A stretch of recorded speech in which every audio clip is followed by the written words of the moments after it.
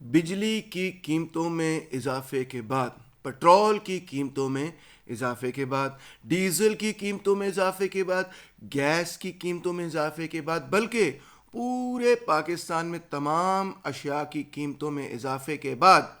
शायद आपका ये ख्याल हो कि जो मज़ीद आमदनी आप इनडायरेक्ट टैक्सेस की शक्ल में अदा कर रहे हैं, क्योंकि बिजली पर जो टैक्स है वो भी बढ़ गया, गैस पे टैक्स, पेट्रोल पे टैक्स, हर चीज़ पे टैक्स बढ़ता चला गया, तो शायद आपका ये ख्याल हो कि अब जबकि 30% महंगाई हमने देख ली, तो इसके नतीजे में कम अज़ कम हुकूमत के पास पहले से ज़्यादा पैसे होंगे। हुकूमत का बैनुल अक़वामी ख़सारा या हुकूमत का मुकामी ख़सारा या कम से कम जो ओवरऑल डेट है, जो कर्ज़े वगैरह हैं, उनकी अदायगी में आपने जो आपकी जो खाल उधेड़ दी गई है महंगाई के नतीजे में, उसके नतीजे में शायद कुछ बेहतरी तो आई होगी। लें जी, आपको खुशखबरी सुनाता हूँ कि ऐसा कुछ भी नहीं है, बल्कि बिल्कुल उलट मामला है। क्योंकि रुपया कमज़ोर होता चला जा रहा है डॉलर के एवज़, और क्योंकि रुपया कमज़ोर होता जा रहा है पाकिस्तान की अपनी करेंसी में, जिसको हम इन्फ्लेशन कहते हैं, तो उसके नतीजे में और high level of interest rate के नतीजे में, जो कि स्टेट बैंक ऑफ पाकिस्तान ने 22% पे रखा है, इन सब चीज़ों के नतीजे में इनफैक्ट पहले से ज़्यादा कर्जा बढ़ गया है। जी हाँ, दोबारा से सुन लीजिएगा,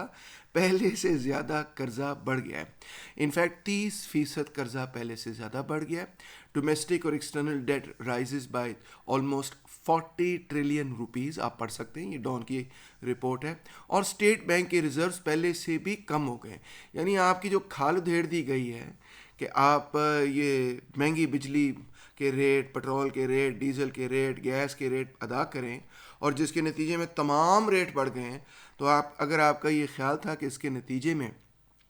कम से कम हुकूमत का खसारा कम हो चुका होगा, टैक्स रेवेन्यू बढ़ चुकी होगी, तो मैं आपको ये बताना चाहता हूँ, this rise in domestic debt is concerning as it takes up most of the country's tax revenue, reducing funds available for development, slowing down economic growth. यानी कि जो इस इकोनॉमिक पॉलिसीज़ का जो नतीजा है, रुपया जिस तरह से नीचे गिरा है, इन्फ्लेशन जो हुई है और इंटरेस्ट रेट्स जो रखे गए हैं और डॉलर जो चढ़ा है, इसके नतीजे में जो आपकी खाल उधेड़ दी गई है, उससे रत्ती भर का भी फ़र्क नहीं पड़ा, बल्कि आज हम पहले से भी ज़्यादा कर्ज़े के अंदर हैं। बहुत बहुत मुबारक हो IMF को, काकड़ साहब को, तमाम काबीना को और पाकिस्तान के तमाम आवाम को। मैं पहले भी कह रहा हूँ, आज दोबारा कहूँगा कि इंटरनेशनल मॉनेटरी फ़ंड की ये बनाई गई पॉलिसी हमारी मुआशी तरक्की के लिए नहीं है, उनके अपने अज़ाइम हैं। हमें अपनी पॉलिसी बनानी है और सोचना है